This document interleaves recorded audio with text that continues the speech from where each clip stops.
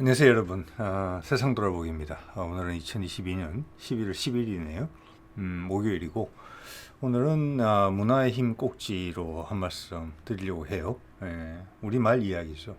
우리말 이야기고 제가 최근에 뭐랄까 역사 다큐멘터리를 몇 편 봤는데 그걸 보는 과정에서 제가 예전부터 관심을 가져왔던 부분하고 탁 얽히면서 레고 블록이 탁 맞는 그런 느낌이 들어서 그래서 그 부분을 여러분하고 한번 공유하면 좋겠다는 생각이 들었고 또 제 스스로를 위해서도 기록으로 좀 남겨놓는 게 도움이 되겠다 나중에 자 이런 생각이 들어서 준비를 했고 제가 무슨 학술을 제기한다거나 이 부분에 대해서 우리 말에 대해서 뭐 깊이는 지식이 있고 그렇진 않아요.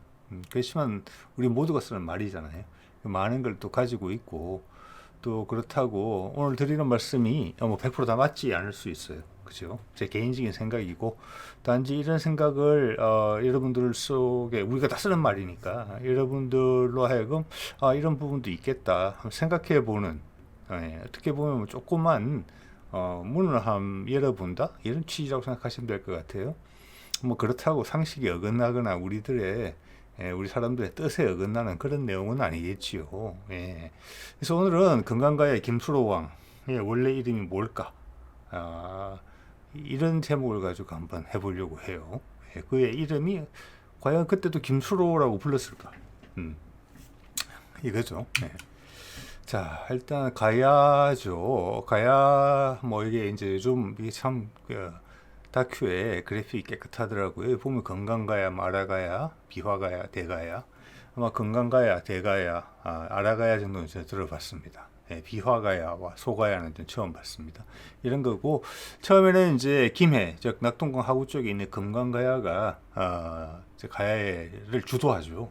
주도하고 이제 후반부로 가면은 대가야가 이제 주도하는 그런 분위기로 바뀌게 되는데 김수로는 금강가야의 이제 왕이었죠. 뭐 개국을 했다 좀 이렇게 알려져 있는 것인데, 자 먼저 이제 기반 설명을 좀 드리면 그간 우리 국사학계가 제가 20, 30대도 좀 관심이 있어서 우리 고고학 책을 도서관에서 가서 좀 찾아보고 그랬는데 그렇게 탁 다가오는 게 없었거든요. 근데 그간 지난 한 20년간 우리 이제 고고학이나 사학계도 분위기가 많이 달라진 것 같아요. 그래서 좀 좋은 인상을 받았습니다. 그래서 이게 이미 들어보신 분들은 많을 거예요. 이제는 많은 분들이 예를 들어서 우리 때는 고조선을 신하라고 배웠거든요. 단군. 신하라고 배웠는데 지금은 뭐 고조선은 역사잖아요. 네, 역사죠. 우리가 관심을 안 가졌을 뿐이죠. 역사로 존재했던 나라고. 이제 그런 것이 많이 달라진 것처럼 이제는 많은 분들이 우리 민족의 뿌리가 대륙에서 왔다. 자, 우리가 해방이 되고 나서부터는 해양 세력, 미국을 위시한 해양 세력으로부터 문화가 들어왔지만 1000년, 2, 3000년 전에는 또 훨씬 그거보다 이전에는 뭐 만년, 2만 년 전에는 문명의 뿌리가 대륙, 즉 그 중앙아시아에서 이제 퍼져온 거잖아요. 그래서 그 초원을 그 당시에는 고속도로라고 이야기를 했어요. 그래서 문명이 거기서 꼽혀서 세계 각지로 퍼져가면서 한쪽은 유럽, 한쪽은 아시아로 오면서 이제 자리를 전 세계에 이제 문명을 전파한 것이죠. 그래서 북에서 남으로 내려왔죠 당시에는. 자, 그래서 그런 거에 대한 발상의 전환도 우리가 좀 많이 필요한 것 같아요. 그래서 지금 어느 때보다 우리 좀 상상력이 좀 많이 필요하지 않나 이런 생각이 드는데 어쨌거나 금강가야도 가야계 세력도 여러 파로 들어왔겠죠. 고조선부터 시작해서 대부분 북방계죠. 그때는 지금의 경남, 지금의 전남 이런 데가 시골이죠. 대륙에서 가장 북쪽에서 머니까. 그래서 선진 문명을 가진 북쪽의 세력들이 무슨 이유에선가 내려와서 나라를 세우고 뭐 무력도 있었고 기술력도 있었겠죠. 그렇게 된 건데 최근에 이제 발굴 자료를 보면은 가야를 세운 세력이 부여계로 추정이 돼요. 부여계로 지금 이제 그런 이야기를 하는 내용이에요. 부산대 고고학과 교수께서 가야의 건국자들은 북방 문화에 기반을 둔 사람이다. 여기서 부여계로 추정을 한다 하면은 부여계가 고조선의 뒤를 잇는 큰 뿌리가 아니느냐. 고조선의 뭐랄까 핵심 부분을 고조선이 와해되고 나서 그 밑에는 여러 가지 부족들이 이렇게 연합체식으로 있었잖아요. 큰 뜻을 따르면서 그러면서 이제 와해가 됐는데, 그러면서 유목민족이 원래로 돌아간 데도 있고, 뭐 선진 문명을 잘 전수받아서 발전된 문명으로 이제 정착 문명으로 넘어간 쪽도 있고, 그 중에서 한 중요한 축이 저는 부여라고 봅니다. 그 뒤에 일들을 봤을 때. 그래서 부여는 그게 바로 고구려로 이어지죠. 예. 그리고 거기에서 갈라져 나온 게 백제가 되잖아요. 예. 그래서 고구려 백제는 부여계가 이끌었다. 여기서 이제 심지어는 가야까지 그렇다. 신라도 북방민족 영향을 안 받을 수가 없죠. 그래서 뭐 흉노의 후손이다. 뭐 이런 이야기가 나오죠. 그거는 상당히, 근데 흉노라는 이름 자체는 좀 흉하죠. 그리고 그거는 이제 중국의 입장에서 보는 시각이 있는 것이고, 우리는 한 번도 서양 세계에서는 훈족이라고 불리는 그들에 대해서 역사적 평가가 제대로 내려진 바는 사실은 없어요. 그 유럽도 마찬가지예요. 그때 자기들 침략했던 민족이고, 중국도 마찬가지죠. 그리고 그 이후에 현재 주도권은 유럽과 아시아에서는 중국이 가지고 있기 때문에 그들의 성자의 기록으로 역사를 쓰면은 흉노는 그냥 오랑캐가 되는 거고, 예. 그런 시각을 빌려서 우리하고 피를 나눈 민족을 우리는 같이 오랑캐라고 혐오스러워 하면 안 되겠죠. 좀 들여다봐야 되겠죠, 최소한. 네. 자, 그런 말씀을 드리고 싶고, 자, 이제 말 이야기로 가볼게요. 그래서 이 사람이 이름이 김수로라고 지금 알려져 있는데, 과연 그때 이름이 김수로였을까? 한자에는 아무 의미가 없죠. 특히 뭐 삼국시대 사람 이름에는 아무 의미가 없어요.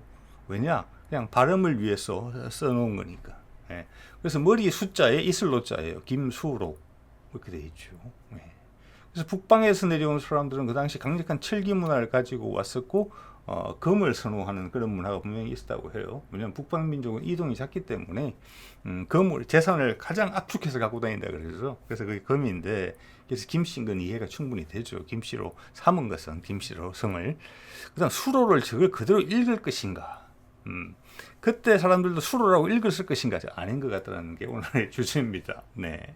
왜 그렇게 생각하느냐? 자, 그 설화를 보면은 이거 뭐 다 비슷해요. 이게 다 말씀드릴 필요는 없을 것 같고, 검 색깔, 검으로 만든 알이 6개가 괴짝에서 나오죠. 예. 목소리만 들리는 누군가가 하늘에서 준 거예요.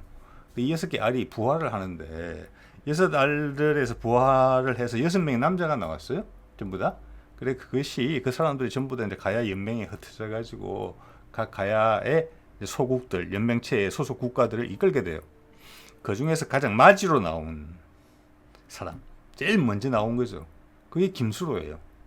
예, 그 사람이 가장 먼저 나와서 맏형이기 때문에 그 당시 가장 주도 국가였던 건강가야를 이끈다. 이렇게 된 거예요. 그래서 머리 숫자가 무슨 말이냐? 예, 가장 먼저 나왔다고 그래서 머리 숫자를 쓴 거예요. 예. 그게 핵심 의미가 있고, 로는 발음 차원인 것 같아요. 제가 봐서는. 자, 거기에 착안을 하고 저는 이거를 향찰식으로 읽어볼 필요가 있겠다 생각을 해요. 향찰이라는 게 뭐냐면은 이제 사실 되게 어렵잖아요. 신라의 향찰을 많이 썼는데 한자의 뜻만 알아야 되는 게 아니고 당시 신라 말을 알아야 돼요.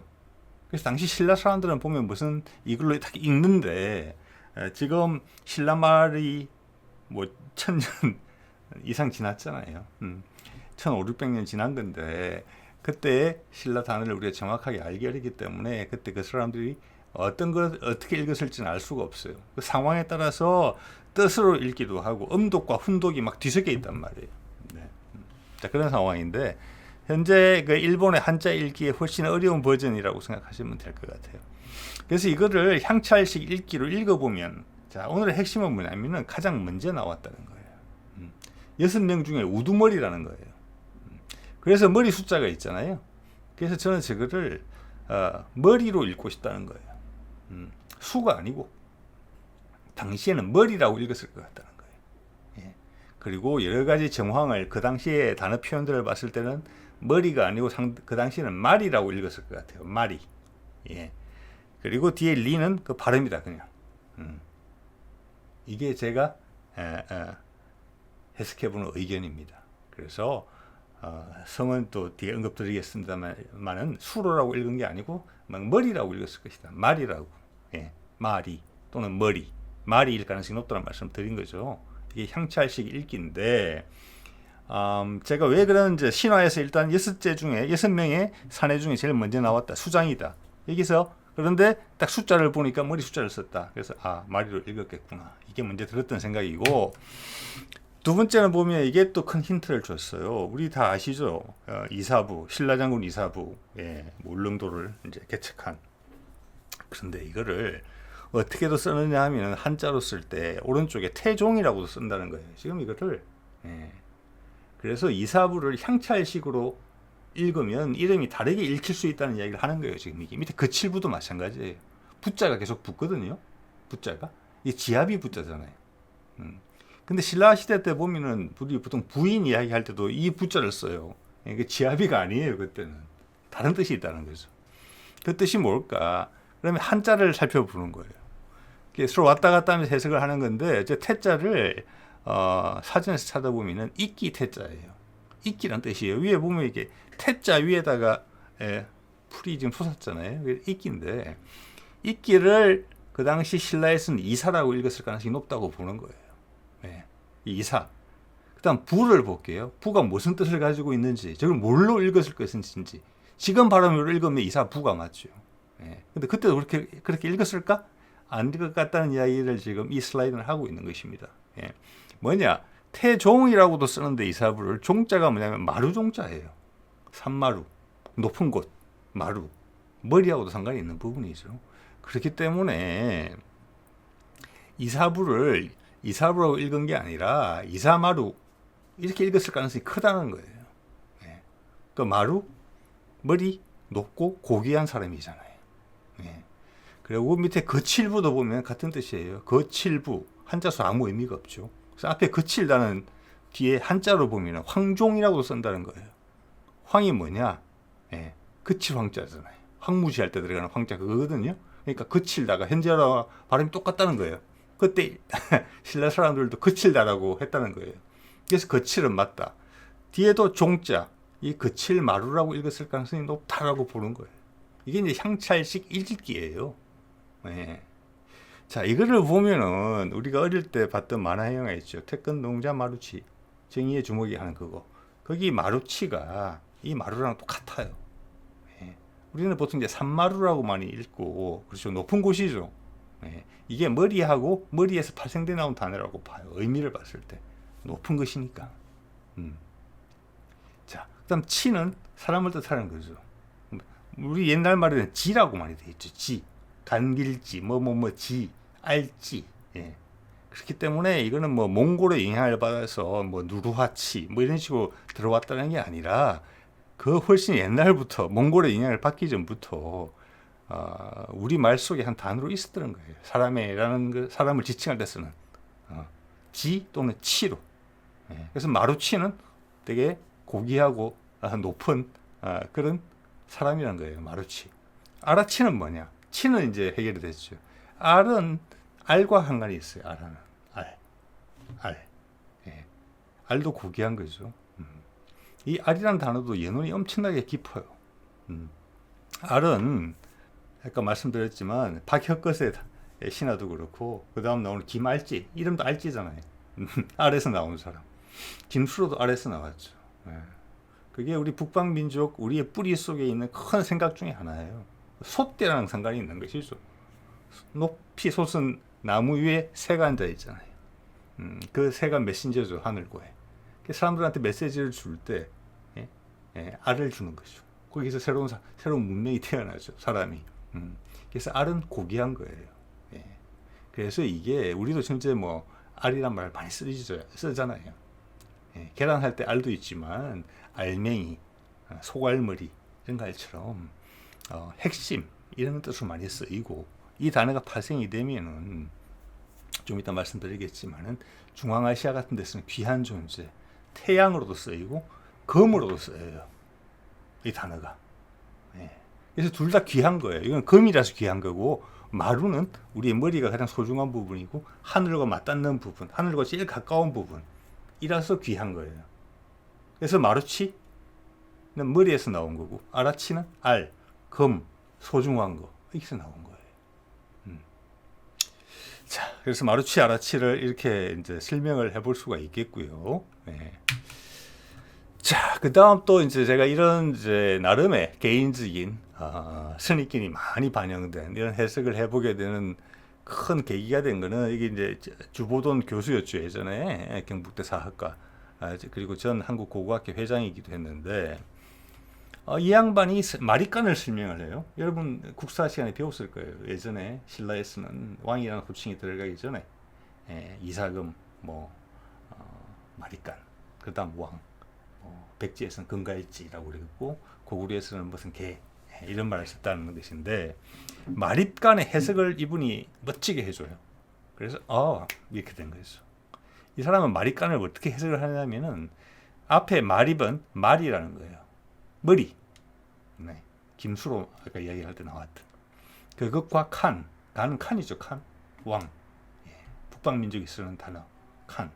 우리 큰하고 같은 거죠. 그죠? 한강, 큰 강. 그런 거하고 같고 그래서 칸 중에 칸이라는 뜻이에요. 왕 중에 왕이라는 뜻입니다. 황제죠, 황제. 그러니까. 자, 그래서 여기서 제가 하나 이제 숟가락을 놓고 싶은 부분은 이 나오는 머리나 마리 또 마루 아까 마루치에서 거기다가 님자를 붙이면 또는 임자를 붙이면 뭐가 되느냐? 마리님, 마루님 돼요. 그럼 그게 무슨 뜻이에요? 우리가 너무나 많이 쓰는 마님이 있는 거죠. 마님. 사극에서 그냥 엄청나게 자주 나오는 단어. 그러면 이 높고 고귀한 분이 마님이라고 그러죠. 그리고 마님은 사실은 보면은 여자한테만 국한된 단어 아니에요. 안방 마님이 있고 바깥에는 대감 마님이에요. 둘 다 마님이에요. 즉 중성적인 단어예요. 성적인 편향이 없어요. 그래서 이거는 저의 생각입니다. 저는 머리에서 기본적으로는 머리라는 어근에다가 말뿌리에다가 님자가 붙어서 마님이 됐다고 그렇게 보는 거예요. 그러면 대감마님이라는 말도 설명이 돼요. 자, 그 징기스칸 이야기 보면 많이 나오죠. 대칸. 저는 그 대감이 대칸이라고 봅니다. 큰 칸, 왕 중에 큰 왕. 그다음 마님, 좀 전에 말씀드렸죠. 그러니까 대감 마님이라는 단어는 엄청나게 고귀한 단어예요. 왕에다가 우리의 우두머리다. 거기다가 존귀한 신분이다. 대감 마님이 주는 느낌이랑 비슷하죠. 거기 뒤에다 존칭어인 임자까지 더 붙었으니까 엄청나게 이제 분에 넘치는 단어라고 봐집니다. 자, 이렇게 되면 우리가 상감마마라고 부르는 그런 부분들 그런 것들이 한자로 어떻게 표현이 되어 있겠죠. 주상전화 이런 거 말고 그런 거는 한자인 냄새가 많이 나는데 상감마마처럼 구어체에서 많이 쓰는 그런 표현들도 어디서 한자로 표현이 됐겠지만 그 한자에는 별 의미가 없을 것이다. 그런 추정을 해보게 돼요. 제가 직접 살펴보지는 않았습니다만은. 그래서 이분이 마리간을 이렇게 멋지게 해석을 해줬기 때문에 저는 이 마리에 대한 생각을 옛날부터 많이 갖고 있었거든요. 머리라는 거. 그렇지만 확신이 조금만 사례가 더 있으면 참 확신이 될 것 같은데 요런 2% 부족하다 그러고 있었는데 이분께서 마립간을 설명하면서 그 마립을 머리로 해석하시는 걸 보고 그냥 머리를 탁 치게 된 것이죠. 그래서 오늘 여러분한테 이 설명을 얼개를 갖춰서 할 수 있게 된 겁니다. 나름의 생각이 이제 이빨이 맞게 된 것이죠. 자, 그럼 볼게요.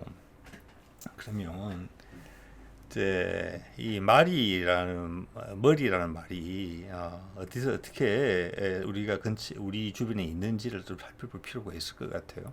그래서 제가 좀 전에 말씀을 드렸어요. 그 김수로의 수로가 마리로 불렸을 가능성이 크겠다. 자, 머리는 머리다. 그러니까 향찰식으로 읽어야 된다는 거죠. 수로자로 읽으면 안 되고 머리나 마리로 읽어야 된다. 그리고 뒤에 로자는 그게 뒤에 리얼이 들어간다라는 그 정도의 의미예요. 그래서 당시 사람들은 그걸 보면 말이라고 읽었겠죠. 그렇게 많이 썼으니까. 그런데 1000년 이상의 시간을 두고 우리가 지금 역사서를 통해서 이걸 보면 수로라고 읽을 도리밖에 없는 거죠. 향찰은 진짜 어려운 거니까 시간이 지날수록. 자, 그러면서 제가 이 사진을 썼는데 이게 이제 아라가야인데 아라가야에 있는 마리산 고분군이에요. 산 이름이 독특하죠. 경남 함안에 있는 겁니다. 마리산. 이 마리가 이 머리입니다. 우리나라에 이것과 비슷한 단어를 가진 존귀하고 성스러운 산들이 많아요.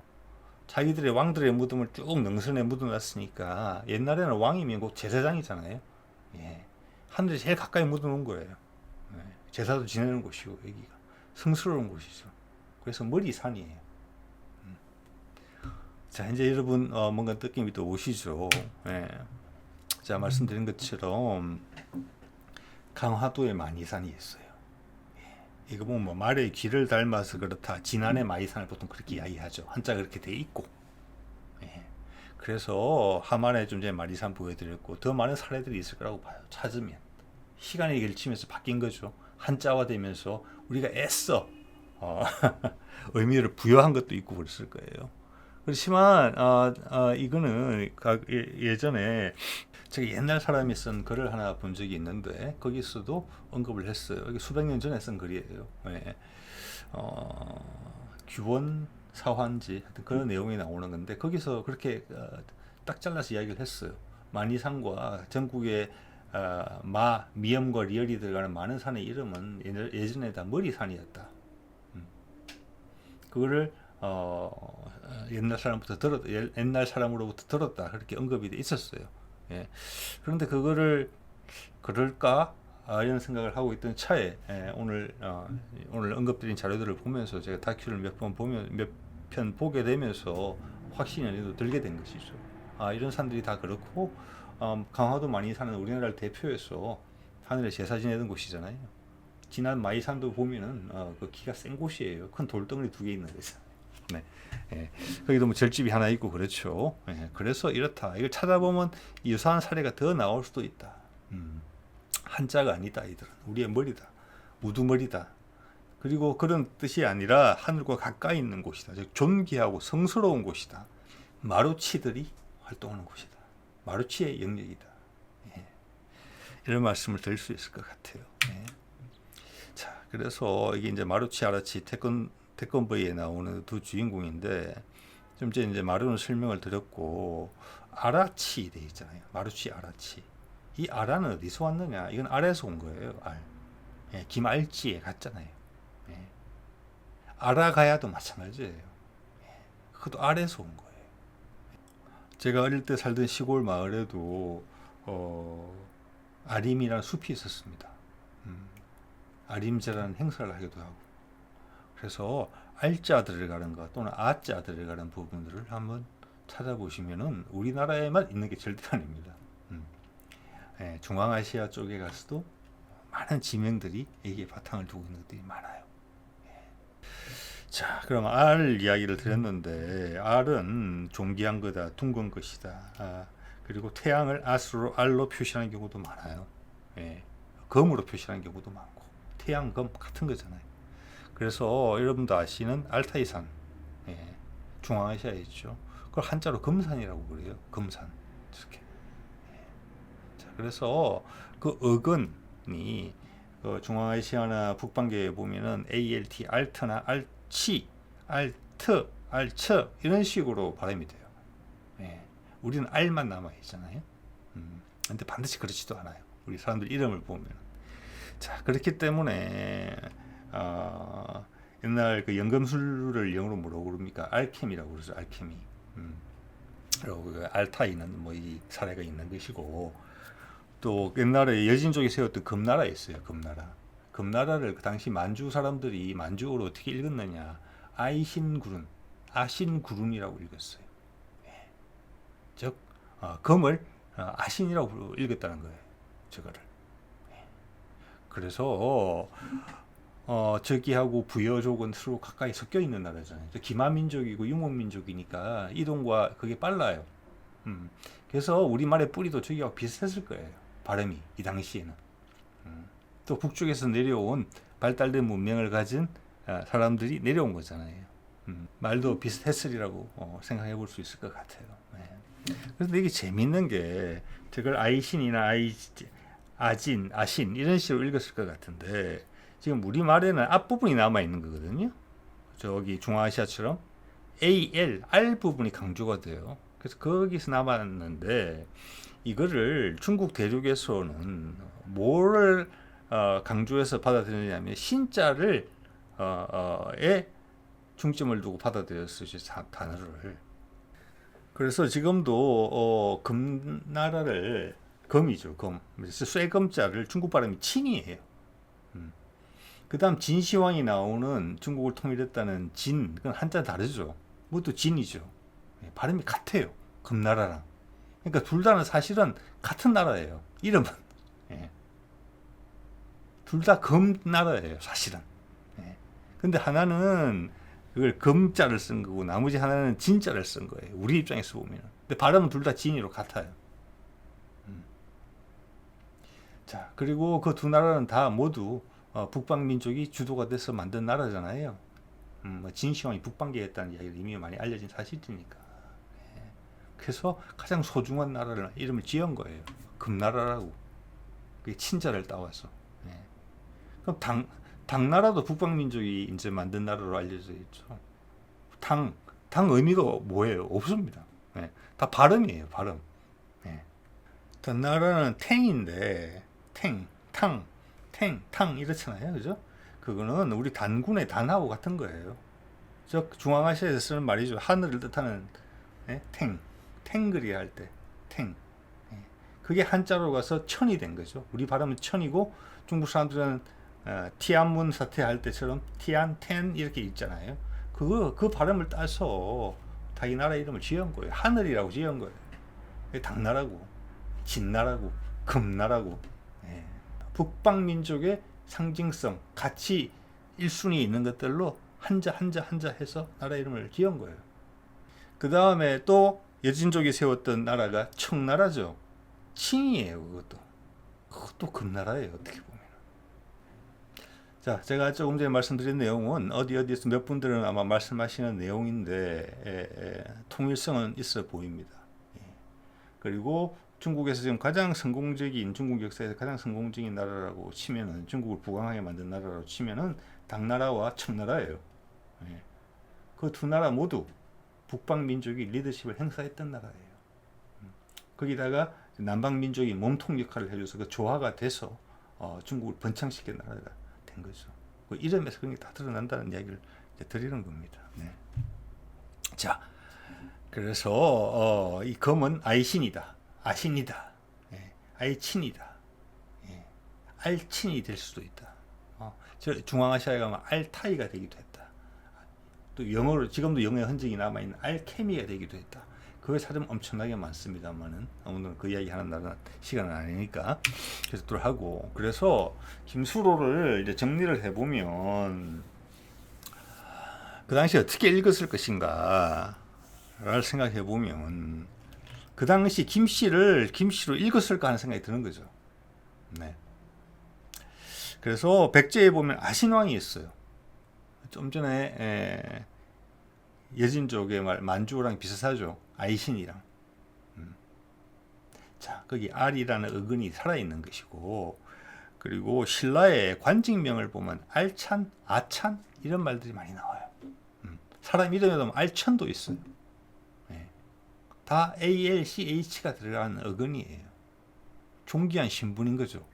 네. 한자는 왔다리 갔다리 하죠. 자, 이것이 아신, 좀 전에 그 만주에서의 그 어근, 네. 알타이의 어근, 그것과 동일하다. 네. 그래서 고귀한 신분들이기 때문에 검과 관련된 표현이 다 들어갔다 이 안에. 말씀드린 것은 아신은 백제 아신왕입니다. 거기도 뭐 아신은 발음대로 쓰는 그 아신이죠. 그렇지만 그게 사실은 존귀한 금왕이죠. 황금왕이라는 뜻입니다. 거기다가 말씀드린 대로 수로는 말이라고 읽었을 것이다. 그렇게 봤을 때는 김수로의 이름이 아신말이, 신라에서는 또 김알지라고 읽은 부분도 있기 때문에 알친이죠. 그것도 어떻게 보면 알친. 뭐 비슷한 거예요. 그래서 알찌말이라고 읽을 수도 있고 아신말이라고 읽을 수도 있고 알찬말이, 아찬말이 이 어딘가 있을 것이다. 예. 그래. 자, 그런 생각을 해보게 되는 것이죠. 예. 자, 그리고 이거를 이제 R에 대한 이제 중앙아시아 쪽의 발음이 현재는 어떤지를 살펴본 거예요. 이게 이제 구글에 있는 번역기를 돌린 건데 영어로 왼쪽에 넣고 오른쪽에 몽고어하고 터키어를 찾아봤어요. 예. 재밌죠? 영어로 골드, 당연히 금인데 몽골에서는 지금도 알트라고 부른다는 거예요. 우리 아신, 알친, 아찬 뭐 예, 거기하고 같잖아요, 그죠? 예. 그다음 터키 저쪽 끝이죠. 중앙아시아 지에서 반대쪽. 우리하고 형제의 나라라고 얘기하는 곳. 자기들도 중앙아시아에 뿌리가 있다고 하는 곳. 거기서는 뭐라고 읽고 있습니까? 알틴이라고 읽고 있어요. 예, 이겁니다. 이러면 아까 알타이 산이 금산이 맞는 것이고, 그리고 이게 동북아로 오면 이제 계속 뒤에 이제 격음이 빠지면서 아까 아신, 알친 이렇게 되다가 우리는 알이 돼 있는 것이고 중국은 거기서 뒤에 것만 가져간 것이죠. 친만. 예. 그래서 여러 개의 청나라, 진나라, 금나라를 지은 것이죠. 이름을 거기에 따서. 예. 그래서 이거 지금도 살아있는 단어예요. 우리 고대 신라에 그리고 고대 가락국에 이런 말들이 썼던 말들이 현재도 1500년이 지난 지금도 살아서 수천 킬로미터 떨어진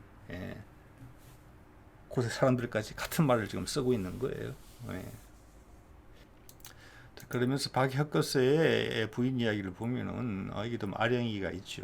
뭐 아지도 있고 뭐 우리 아리수도 있고 어릴 때 제 고향에 있었던 아림도 있고 아주 찾으면 많습니다. 이건 아령이에요. 아령인데 박혁거스의 부인은 재미난 것은 중앙아시아의 고속도로를 통해서 신하들도 옮겨 다녔다라는 걸 느낄 수가 있어요. 용이 나타나서 오른쪽 갈비뼈에서 여자아이를 낳았다. 성서 이야기하고 비슷하죠, 기독교에. 충분히 가능한 일이라고 봅니다. 지금 우리 신화를 뒤지니까 몽골, 터키까지 가잖아요. 왔다 갔다 하는 거예요. 수천 킬로미터로. 그 외 다른 신화들도 왔다 갔다 하면서 흔적들 여기저기서 남기는 거예요. 자, 오늘은 이 정도 하겠습니다. 네.